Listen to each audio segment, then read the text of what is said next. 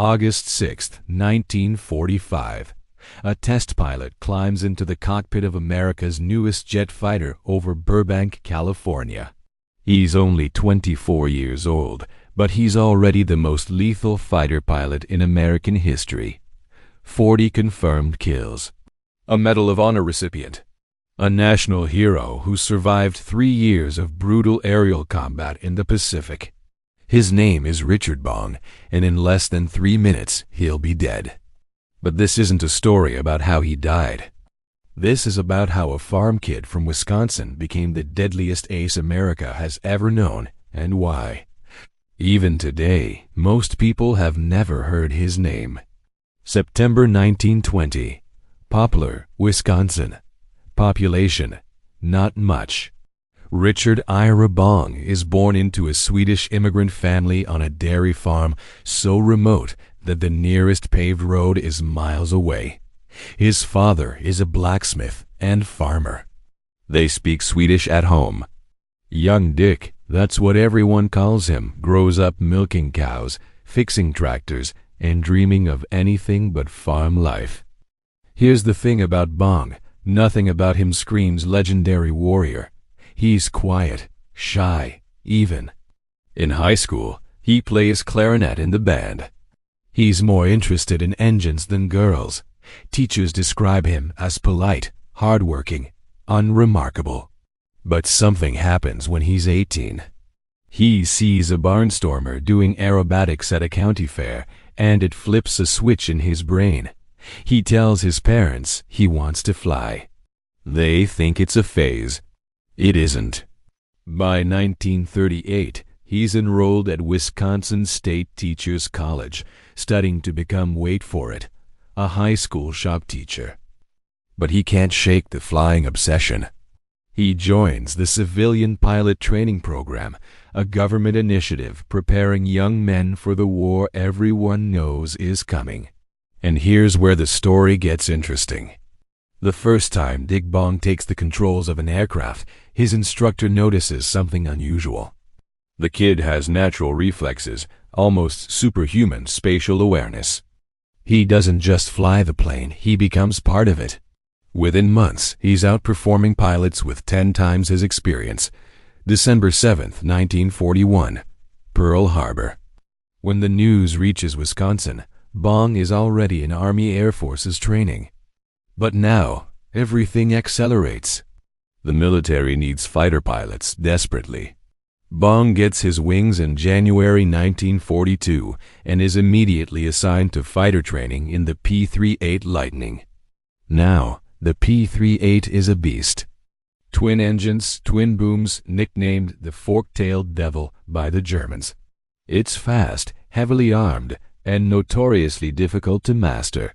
Most pilots are intimidated by it. Bong falls in love with it. There's a famous story from his stateside training days that tells you everything you need to know about Richard Bong.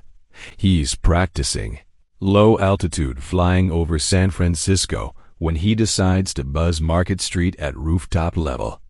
He flies so low that office workers can see his face through their windows. One woman is hanging laundry on her roof and later reports that she could have touched his wing. His commanding officer is furious. Bong gets dressed down, grounded, and nearly court-martialed. But here's what the officer also notices. The precision required to thread a P-38 through an urban canyon without killing yourself or anyone else is extraordinary. This kid isn't just reckless, he's gifted. By September 1942, Bong is shipping out to the Pacific Theater. He's 22 years old. He's never been in combat. And he's about to enter the most savage air war in human history, New Guinea. 1942. If you've never studied the Pacific Air War, understand this. It was hell. You're flying hours over open ocean in 100-degree heat. Your radio barely works. Navigation is primitive. Engine failure means you're swimming with sharks if you survive the crash. And then there are the Japanese pilots. These aren't amateurs. Many of them have been flying combat missions since the 1930s in China. They're flying Zero's lighter, more maneuverable fighters that can turn inside anything the Allies have. In the early months of the war, they dominate. Bong's first kill comes in December 1942. He's part of a patrol over Buna when they intercept a formation of Japanese bombers. He lines up behind a Mitsubishi bomber, squeezes the trigger, and watches it explode. He doesn't celebrate. He just reports it, matter of fact, in his flight log. Over the next 6 months, the kills start piling up, 2, 5, 10. But here's what makes Bong different from other aces. He's methodical. While other pilots are dogfighting, pulling high G-turns, burning fuel in dramatic aerial duels, Bong is hunting. He studies Japanese tactics. He learns their weaknesses. He calls it farming. He's harvesting kills like crops. By April 1944, Bong has 28 confirmed victories. He's already the top American ace in the Pacific. And he's just getting started. Summer 1944. There's a rivalry brewing. Another American pilot, Tommy McGuire, is racking up kills almost as fast as Bong. The press eats it up. They frame it as a competition, even though the two men respect each other. McGuire is aggressive, flashy. Bong is calm, calculating. But here's the thing about Bong. He's exhausted. He's been in combat for nearly 2 years. He's seen friends die. He's watched planes explode next to him. The stress is eating him alive, even though he never talks about it. In April 1944, General George Kenney, commander of Allied Air Forces in the Pacific, orders Bong to go home for a war bond tour. Translation: you've done enough. Take a break. Bong spends 3 months stateside. He meets a girl named Marjorie Vattendahl. They fall in love fast, war does that, and get engaged. But Bong can't stay away from the fight. He volunteers to return to the Pacific as a gunnery instructor, which is technically a non-combat role. Except Bong keeps accidentally flying combat missions. By December 1944, he's at 36 kills. 4 away from 40, a number no American pilot has ever reached. On December 17, 1944, Bong shoots down his 40th enemy aircraft over Mindoro in the Philippines. 40. General MacArthur personally awards him the Medal of Honor. The press calls him America's Ace of Aces. He's 24 years old. And then, for the second time, the military orders him home. February 10, 1945. Bong marries Marjorie in a small ceremony in Wisconsin. The war is winding down. He's alive. He's got a wife, a future. He's beaten the odds. But Richard Bong can't stop flying. He takes a job as a test pilot for Lockheed, helping develop the P-80 Shooting Star, America's first operational jet fighter. It's cutting-edge technology, but it's also experimental. Dangerous. August 6, 1945.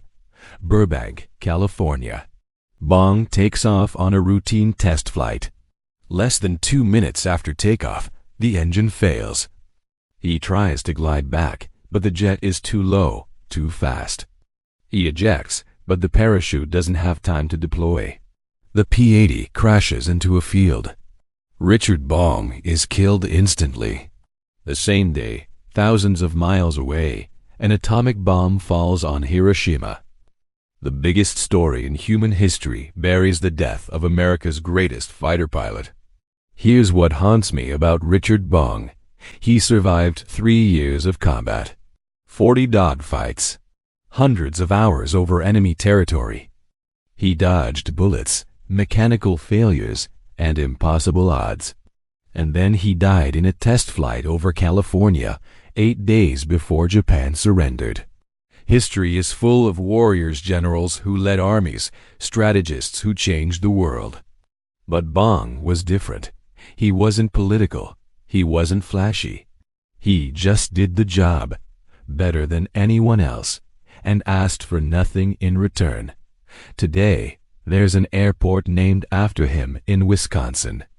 A few statues, a bridge.